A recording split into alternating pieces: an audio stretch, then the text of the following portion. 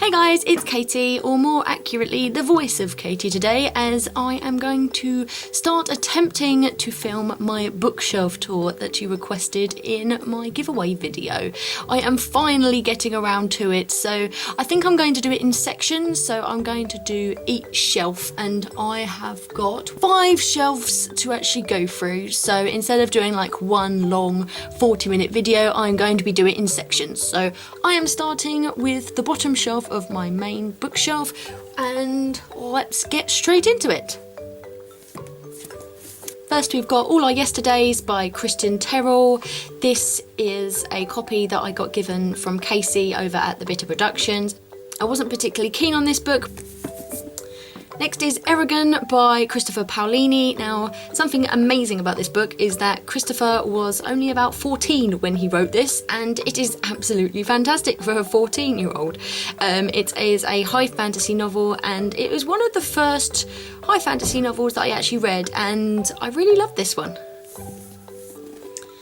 The Curious Incident of the Dog in the Night Time by Mark Haddon. I actually got given this as a Christmas present years ago back in secondary school, so I read it when I was about 15 or 16 and I still absolutely love it.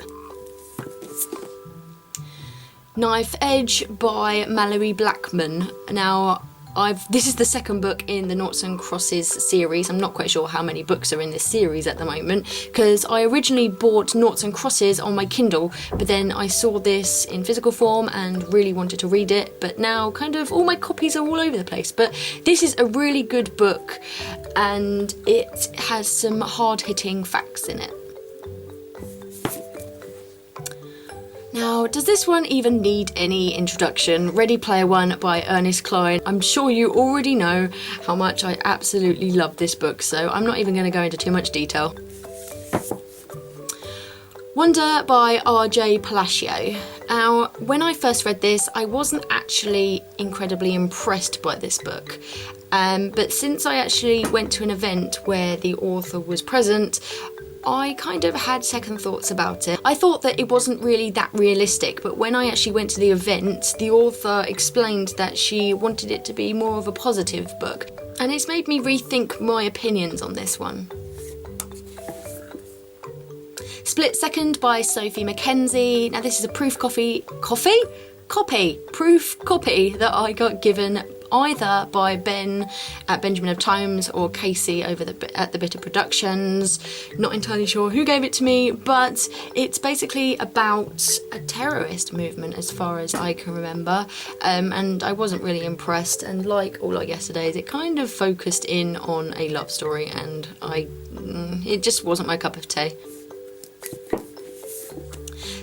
The Universe vs. Alex Wood by Gavin Extence. Now, I actually started reading this last year and I got about 100 pages in and I just wasn't enjoying it whatsoever. I thought it was really slow. I'm not quite sure whether I'm actually going to attempt to read it again in 2014, but we'll see. The Unlikely Pilgrimage of Haroldfrey by Rachel Joyce. Again, this is one of the ones that I wanted to read in 2013 but never actually got the chance to, because at the time I wanted to read it I was going for a massive reading slump, so this one is definitely getting read this year. Geek Love by Catherine Dunn. Ditto the last one. Hawthorne and Child by Keith Ridgway. I got this book because of the fact that I saw it on Amazon and I thought that the cover looked absolutely incredible. It's just symbolism at its greatest, and again, this is another one that I wanted to read in 2013 but didn't really have the time. Lost at Sea by John Ronson. This was my first non-fiction read of 2013, and in fact my only non-fiction read, and I am so glad that I picked this up in the end. I was scared about trying non-fiction because I like things that are fantasy and that aren't real, and it was so refreshing to actually read this, and it's actually really funny. If you haven't actually tried any non-fiction books before, or at least any John Ronson, I would recommend this one. Next we've got Hush Hush by Rebecca Fitzpatrick. Now, this was one of the first books that I read when I first started BookTube, and I absolutely hated it. I thought that it was Twilight in another cover, and it was just plain creepy, as Patch is quite simply a stalker. So there we go.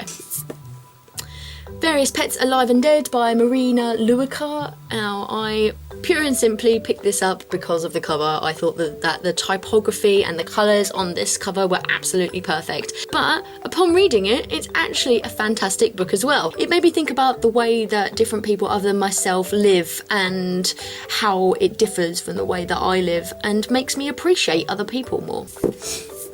Before I Fall by Lauren Oliver. Absolutely loved this book. Thought it was ridiculously incredible. At first I thought it was going to be a bit high school cliche, but then it got brilliant by the page. It's basically one of those life-changing novels that makes you think about the way that you live, and for something to affect me in such a way is an incredible feat. The Fault in Our Stars by John Green, and as you can tell by all of the tabs, I have got quite a lot of favourite quotes out of this one. I absolutely adored this, and this is the first book that made me properly cry. As soon as I finished this, I went downstairs and my mum could not believe that I was hysterically crying, and I could not stop for at least an hour afterwards. And also, this was the first book that I read in an afternoon. So, John Green, I commend you. The Book of Lost Things by John Connolly. I absolutely love every single book apparently. This book was brilliant. I love anything to do with fairy tales, and I'd class this as being kind of like an anti-fairy tale book, because the fairy tale characters in this were not like they were told in the original stories. So if you like fairy tales, then check out this book. Miss Peregrine's Home for Peculiar Children by Ransom Riggs. This book was incredible, and the photography in this book actually added to the level of creepiness, and I'm sure that the majority of you over on BookTube have read this, but if you haven't, please do, because it is something to satisfy all of your senses. I have absolutely no idea why this book is here, but it's Catching Fire by Suzanne Collins. I've actually got a few different copies of things. I've got a box set of 3. I've got Catching Fire on its own from this, and I've also got The Hunger Games on Kindle, so it's a bit of a mess really.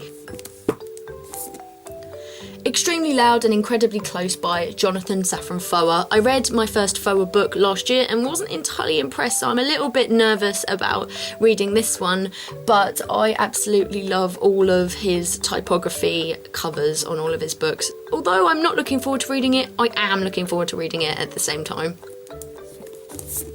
The Eyre Affair by Jasper Fforde. This is the first book in the Thursday Next series, which I am yet to start, so hopefully this one will be started sometime soon. And as you all know, as I mention him in pretty much every video, I love Jasper Fforde. The Book of Tomorrow by Cecilia Ahern. This is the same author as P.S. I Love You, which I absolutely adored. I got this book in a charity shop, and I picked it up because of the fact that it's a book about books, and any book that is about books, as the majority of BookTube will know, is amazing. So I hope that there is good things about this one. Last but not least, All the Truth That's in Me by Julie Berry. Now, I got this from Templar Publishing, and it was one of the best books that I have read in a long time, well, at least in the YA category. It's YA, but it's dark, and it isn't your usual YA, so if you're after something a little different, then please check this out. It's basically about a girl who has her tongue cut out, and she has to live with that and also deal with everything that's happened to her. It's set out in like little sections that sometimes consist of about 5 sentences long, and it kind of swaps between what happened in the past, what happens in the present, and what happened to other people as well, and this was an absolutely thrilling read. That is my first shelf. I hope you enjoyed that, and I will speak to you tomorrow. Bye!